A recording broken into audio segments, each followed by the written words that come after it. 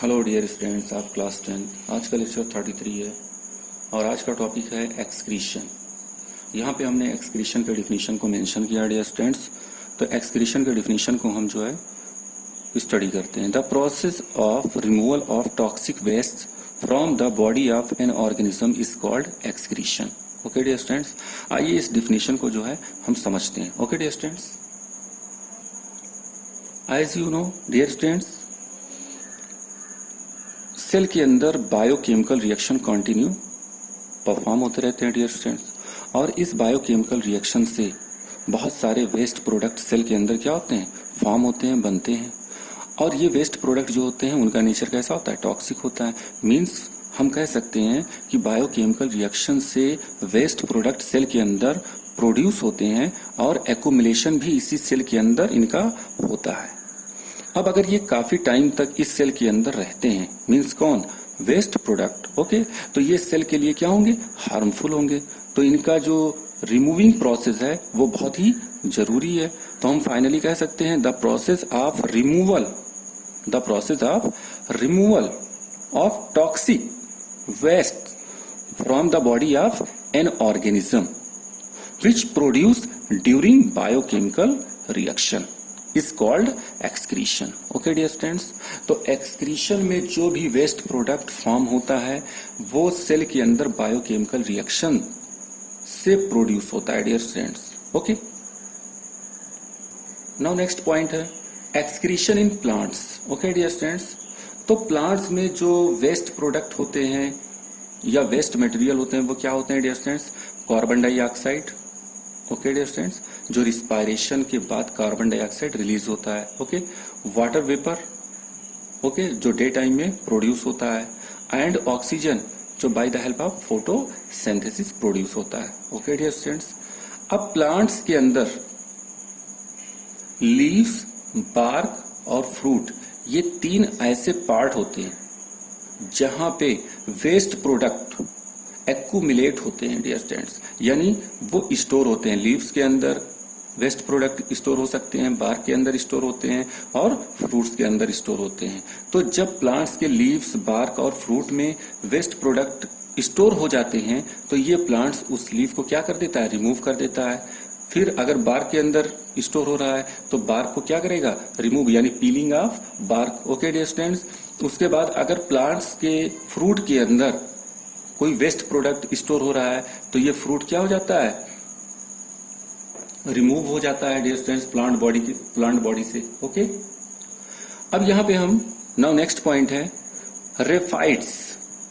तो प्लांट्स के फ्रूट में सॉलिड बॉडीज होते हैं जो वेस्ट मटेरियल होते हैं, जिनको हम क्या कहते हैं, रेफाइट्स कहते हैं। Okay dear students, now next, plant के अंदर क्या कोई ऑर्गन्स होते हैं जो एक्सक्रीशन प्रोसेस को परफॉर्म करते हैं? तो प्लांट के अंदर कोई भी ऑर्गन्स नहीं होता है जो एक्सक्रीशन प्रोसेस को परफॉर्म करे। ओके डियर स्टूडेंट्स, उसके बाद में प्लांट के अंदर जो भी एक्सक्रीशन प्रोसेस होता है वो बहुत ही स्लो होता है। Okay dear students, now next, अब हम बात करते हैं एक्सक्रीशन इन एनिमल्स।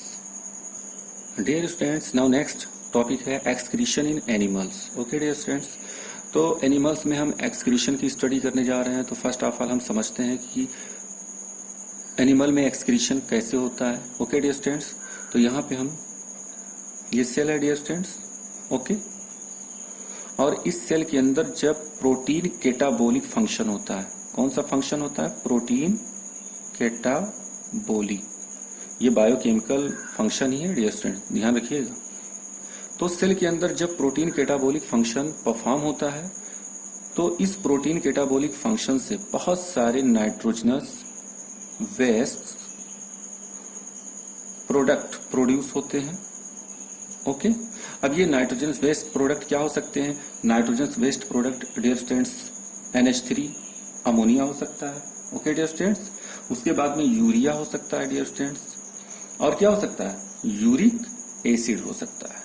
ओके, तो यहां पे देखिएगा, जब सेल के अंदर प्रोटीन कैटाबोलिक फंक्शन परफॉर्म होता है उस time nitrogenous waste product produce होते हैं और ये नाइट्रोजनस वेस्ट प्रोडक्ट क्या होते हैं? अमोनिया, यूरिया और यूरिक एसिड। और इसी तरह से बहुत सारे नाइट्रोजनस वेस्ट प्रोडक्ट होते हैं डियर स्टूडेंट्स। ओके, तो ये जो नाइट्रोजन वेस्ट प्रोडक्ट होते हैं डियर स्टूडेंट्स, ये टॉक्सिक होते हैं। क्या होते हैं? टॉक्सिक होते हैं। मींस अगर सेल के अंदर काफी टाइम तक ये नाइट्रोजन वेस्ट प्रोडक्ट रहते हैं तो वो सेल के मेटाबॉलिक फंक्शन को क्या करेंगे? रोक देंगे या उनमें डिसऑर्डर प्रोड्यूस करेंगे। ओके डियर स्टूडेंट्स, या हो सकता है सेल ही डिस्ट्रॉय हो जाए, मींस सेल खत्म हो जाए। ओके डियर स्टूडेंट्स, तो इसलिए ये जरूरी हो जाता है कि ये जो नाइट्रोजनस वेस्ट प्रोडक्ट जिस तरह से बनते रहें तो धीरे धीरे इनका एलिमिनेशन होता रहे बॉडी से या सेल से। मींस हम कह सकते हैं elimination of nitrogenous waste product from body. Okay dear students, means nitrogenous waste product का बॉडी से बाहर निकलना ही क्या कहलाता है डियर स्टूडेंट्स? एक्सक्रीशन कहलाता है।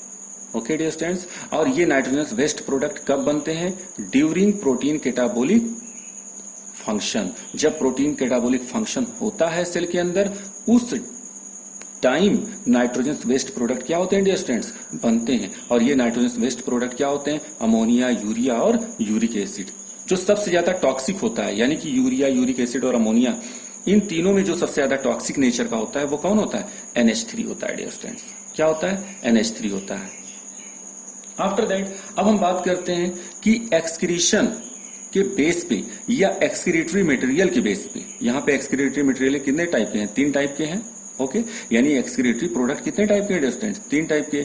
NH3 है, यूरिया है और यूरिक एसिड है। तो इसी एक्सक्रीटरी प्रोडक्ट के बेस पे जो एनिमल्स होते हैं उनको 3 पार्ट में क्लासिफाइड कर देते हैं। ओके डियर स्टूडेंट्स, यहाँ पे डियर स्टूडेंट्स फर्स्ट जो एनिमल्स है वो अमोनोटेलिक एनिमल्स है। ओके, सेकंड यूरियोटेलिक एनिमल्स है और थर्ड क्या है? Uricotelic animals. क्या है dear students? Uricotelic animals. Okay dear students, uricotelic animals. Ammonotelic animals, such animals which excrete ammonia in the form of excretory product। Means हम कह सकते हैं कि ऐसे एनिमल्स जो अमोनिया को अपने बॉडी से रिलीज करते हैं, रिमूव करते हैं, और किसके फॉर्म में रिमूव करते हैं? एक्सक्रीटरी प्रोडक्ट के फॉर्म में रिमूव करते हैं डियर स्टूडेंट्स। ऐसे एनिमल्स को हम अमोनोटेलिक एनिमल्स कहते हैं। ओके, और इसका एग्जाम्पल हो सकता है जो एक्वेटिक एनिमल्स होते हैं। एक्वेटिक एनिमल्स मतलब कि जो जल में पाए जाते हैं एनिमल्स, वो क्या होते हैं? अमोनोटेलिक एनिमल्स होते हैं। ओके डियर स्टूडेंट्स, यहाँ पे हम लिखते हैं अमीबा। ओके, तो amoeba is the ammonotelic animals which excrete ammonia in the form of excretory product या in the form of excretory materials. Okay dear students, ammonia nature में बहुत ही ज्यादा क्या होता है? टॉक्सिक होता है। Okay, after that now next ureotelic animals.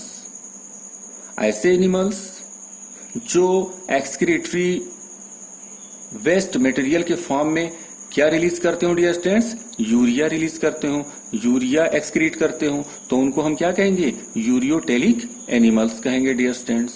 Okay, example में हम क्या लेंगे? एग्जाम्पल में हम terrestrial animals. Terrestrial means all mammals. Okay, जितने भी मैमल्स हैं, ओके, जैसे cow, dog, cat, after that human beings. Okay dear students, ये सब यूरिया एक्सक्रीट करते हैं। Okay dear students, after that now third है uricotelic animals. Uricotelic animals means ऐसे एनिमल्स जो एक्सक्रीटरी प्रोडक्ट या नाइट्रोजनस वेस्ट मटेरियल के फॉर्म में क्या एक्सक्रीट करते हो, यूरिक एसिड एक्सक्रीट करते हो डियर स्टूडेंट्स, उनको हम क्या कहते हैं? यूरिकोटेलिक एनिमल्स कहते हैं डियर स्टूडेंट्स। ओके, और ये यूरिकोटेलिक एनिमल्स जो होते हैं ये कौन हो सकते हैं डियर स्टूडेंट्स? ये ऐसे यूरिकोटेलिक एनिमल्स होते हैं जो ड्राई प्लेस पे पाए जाते हो, मतलब सूखी जगहों पे पाए जाते हो। ओके, जैसे कि रेप्टाइल्स,